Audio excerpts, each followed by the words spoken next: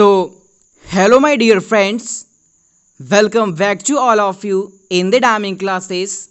I am Vivek Mishra and welcoming to all of you in my YouTube channel.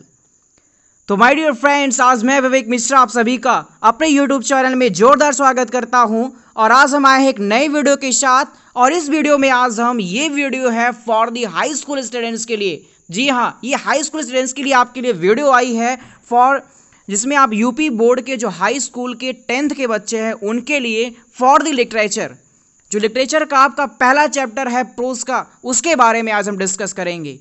UP board के class 10th के students का पहला chapter pros का आज हम डिस्कस करने वाले हैं। तो फटाफट जो पूरा देखिएगा लास्ट तक वीडियो को, और अच्छी लगे तो लाइक करना। और वीडियो शुरू करने से पहले वे लोग जो आज पहली बार इस चैनल को देख रहे हैं, अगर आप चैनल पे पहली बार आए हैं तो वीडियो को करना लाइक, और जैसे करोगे लाइक एक लाल कलर का बटन आएगा सब्सक्राइब, और आप करना चैनल को सब्सक्राइब, जिससे आप मेरे चैनल से जुड़ जाओगे।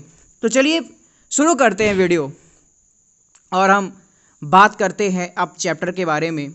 आपका जो पहला चैप्टर है वो है द इंचेंटेड पूल, ठीक है।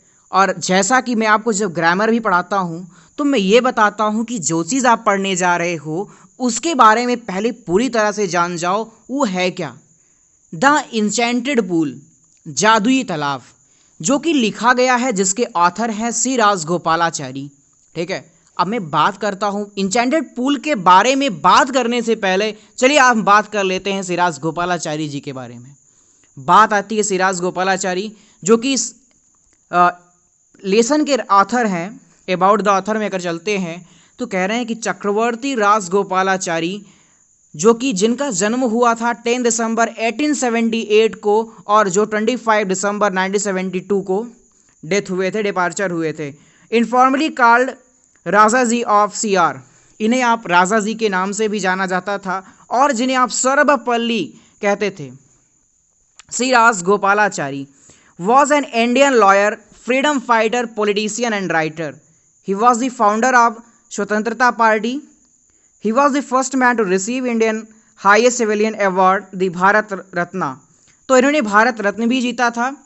He was the also nicknamed as the Margo of Shabir. He wrote the Abdi's retelling of the Mahabharata in English. तो सी राजगोपालाचारी जी ने क्या किया था, महाभारत को इंग्लिश में लिखा था। तो उसी महाभारत का एक ये पार्ट है जो आपके यहाँ चैप्टर के रूप में है, जिसे आप कहते हो द इंचेंटेड पूल। चलिए, तो ये थी बात ऑथर की, तो ऑथर की बात होती रहेगी। हम बात करते हैं मेन, हमारा चैप्टर पर फोकस देते हैं। चैप्टर जो है द इंचेंटेड पूल, ये रिलेटेड है जो है महाभारत से। तो ये महाभारत का एक लेसन है। चलिए अबाउट द लेसन में चलते हैं हम और जानते हैं कि क्या चीज़ है ये। चलिए, this lesson is an extract from the Mahabharata, यह महाभारत का एक भाग है। It reflects the character of Yudhishthira the Dharmaraj, जो कि क्या करता है, युधिष्ठिर के कैरेक्टर को, जो युधिष्ठिर के चरित्र का चित्रण करता है एज धर्मराज के रूप में। हिज पेशेंस, उनका धैर्य, काइंडनेस, दयालुता, लव फॉर हिज ब्रदर्स, अपने भाइयों के प्रति प्रेम, एंड इंटेलिजेंस, और बुद्धिमत्ता। He pleased Yaksha by giving satisfactory answer, उन्होंने प्रसन्न किया मृत्यु के देवता को बाय गिविंग सेटिस्फैक्टरी आंसर, सही उत्तर देकर, टू हिज क्वेश्चंस। कहने का मतलब उन्होंने यक्ष के प्रश्नों का सही उत्तर देकर उन्हें प्रसन्न किया। The Yaksha was pleased with Yudhishthira, Yaksha Yudhishthir से प्रसन्न हुए। द यक्ष वाज यमा, और बात आती है यक्ष के बारे में यहाँ पे। द यक्ष वाज यमा, यक्ष थे यम, द लॉर्ड ऑफ डेथ, मृत्यु के देवता जो यम के रूप में आए थे, who had taken the form of Yaksha to see Yudhishthira and let his knowledge. यक्ष जो थे मृत्यु के देवता, उन्होंने यम के रूप में आए थे, जो कि इस रूप को उन्होंने किस लिए लिया था, to see Yudhishthira and test his knowledge, Yudhishthira से मिलने और उनके नॉलेज के टेस्ट लेने के लिए, परीक्षण लेने के लिए। Being satisfied with his answer he blessed him and disappeared, और उनके उत्तर से प्रसन्न होकर उन्होंने क्या किया, उन्हें आशीर्वाद दिया और वह अंतर्ध्यान हो गए। तो कहने का मतलब पहले इस समरी की बात करते हैं, क्योंकि थीम पूरा समरी में छुपा हुआ है। इस समरी की अगर हम बात करें इस चैप्टर में पूरा होने क्या वाला है, इसमें युधिष्ठिर यहाँ पर जो मृत्यु के देवता हैं यम, जो कि यक्ष के रूप में आएंगे।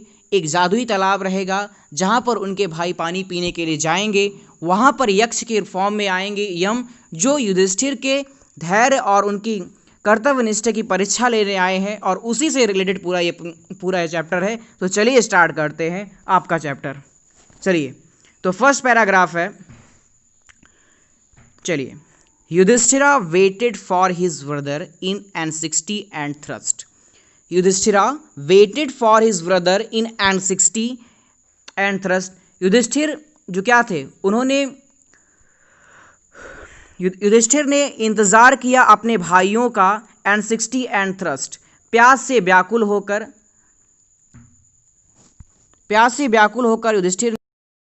Yudhishthira waited for his brother in anxiety and thirst. Yudhishthir ने इंतजार किया फॉर हिज ब्रदर्स, अपने भाइयों के लिए, इन एंसिक्टी व्याकुलता में, एंड थ्रस्ट और प्यास में। इसका पूरा अर्थ क्या होगा ये सुनना। युधिष्ठिर प्यासे थे और व्याकुलता के साथ अपने भाइयों के लौटने का इंतजार कर रहे थे। युधिष्ठिर प्यास से व्याकुल थे और अपने व्याकुलता से अपने भाइयों के लौटने का इंतजार कर रहे थे। फिर उन्होंने क्या कहा, can they have been subjected to a curse. क्या उन्हें किसी ने श्राप दे दिया? और are they still wandering about in the forest in search of water. और क्या वह अभी तक पानी की खोज में जंगल में भटक रहे हैं? Can they have been fainted, क्या वे मूर्छित हो गए? और डाइड ऑफ थ्रस्ट, क्या वह प्यास से मर गए? फिर से सुनना ऊपर से। Yudhishthira waited for his brother in anxiety and thirst. Yudhishthir ने प्यास में व्याकुल होकर अपने भाइयों का इंतजार किया।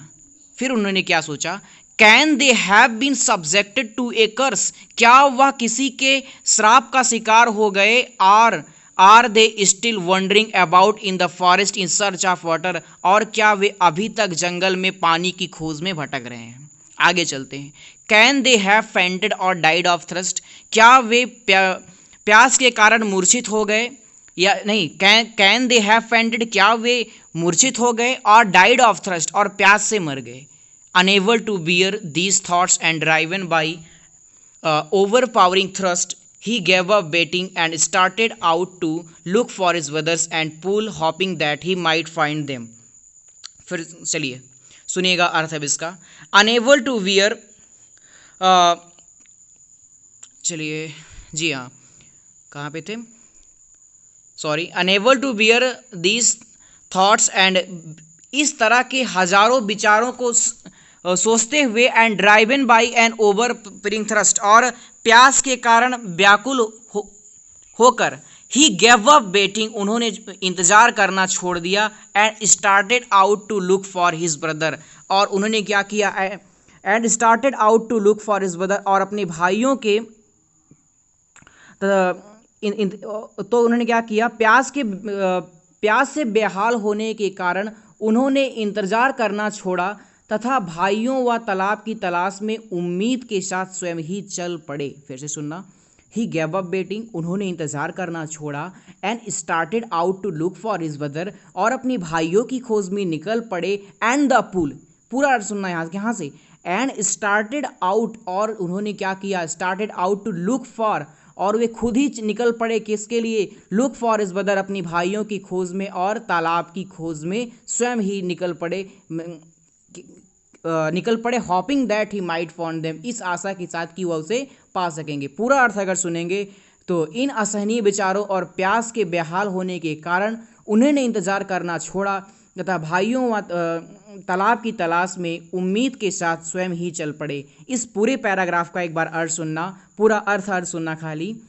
युधिष्ठिर प्यासे थे और व्याकुलता के साथ अपने भाइयों के लौटने का इंतजार कर रहे थे। क्या उन्हें किसी ने श्राप दे दिया, या अब तक वे लोग पानी की तलाश में ही घूम रहे हैं? कहीं वे प्यास के मारे बेहोश तो नहीं हो गए, या काल के गाल में समा गए हों? इस असहनीय विचारों और प्यास से बेहाल होने के कारण उन्होंने इंतजार करना छोड़ा तथा भाइयों व तालाब की तलाश में उम्मीद के साथ स्वयं ही चल पड़े। तो ये पैराग्राफ मेरे ख्याल से समझ में आया होगा। चलिए अगले पैराग्राफ पे चलते हैं। Yudhishthira proceeded in the direction his brothers had taken. ये पैसिव वॉइस के रूप में स्ट्रक्चर है। चलिए देखिए, मेन वर्ब की थर्ड फॉर्म के साथ आपकी हैड आई है हेल्पिंग वर्ब। तो ग्रामर की क्लासेस आपने पढ़ी होगी मेरे ख्याल से।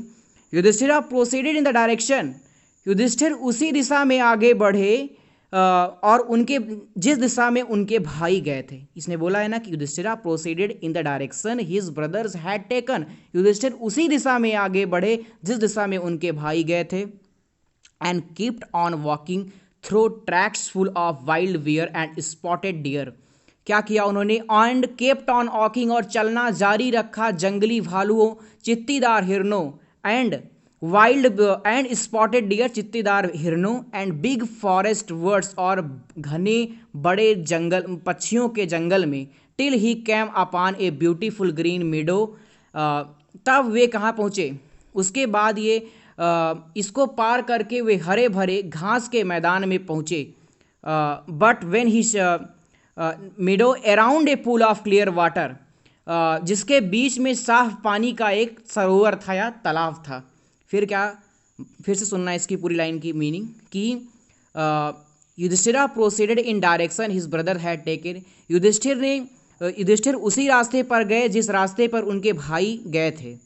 एंड कीप्ट ऑन वॉकिंग, और उन्होंने चलना जारी रखा through tracks full of wild bear, जो कि रास्ता भरा हुआ था किससे? जंगली भालुओं और चित्तीदार हिरणों और बिग फॉरेस्ट बर्ड्स, और बड़ा घना जंगल। Till he came upon a beautiful green, और इसको पार करने के बाद वे कहाँ पर पहुँचे? एक ग्रीन मीडो, एक हरा चारागाह था।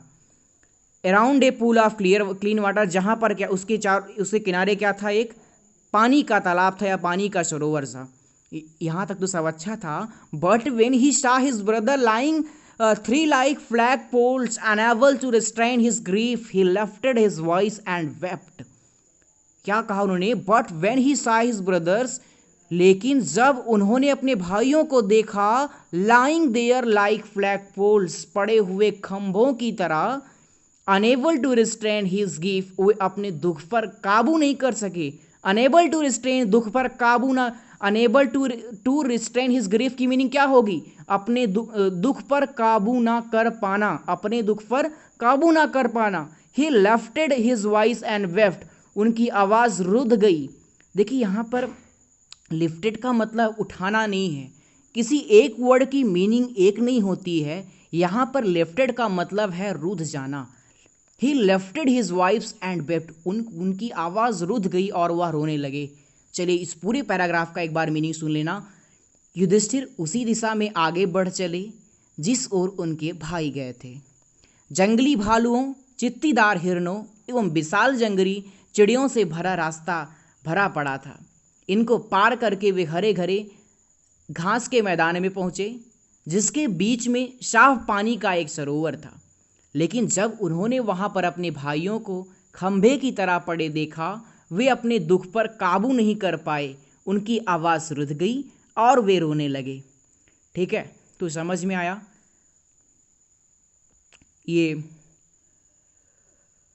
चलिए अगले पैराग्राफ पे चलते हैं। He touch the face of Bhima and Arjun, उन्होंने क्या किया? भीम व अर्जुन के चेहरों को छुआ।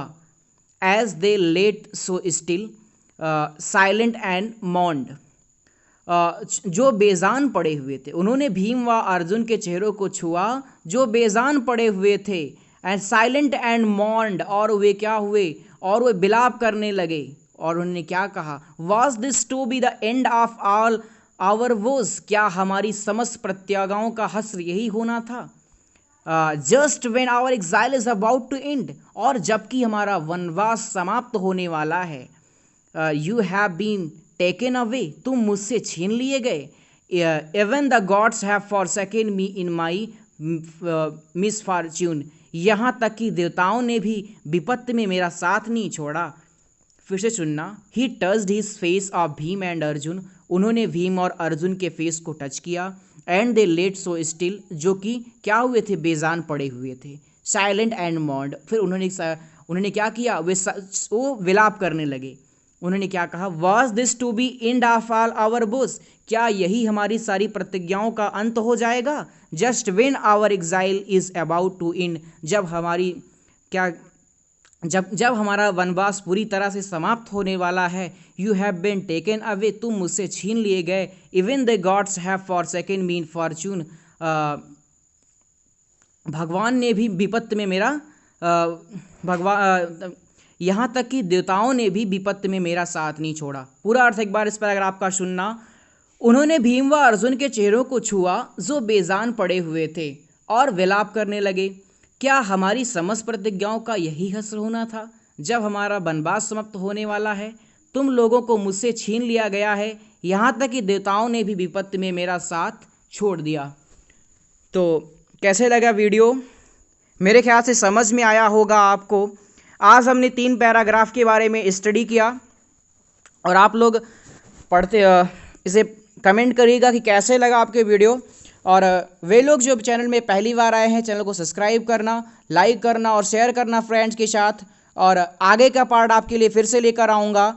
और कैसी लगी वीडियो कमेंट करके बताना। और तब तक के लिए बने रहिए द डायमंड क्लासेस के साथ और देखते रहिए the diamond classes. That's all, love you all.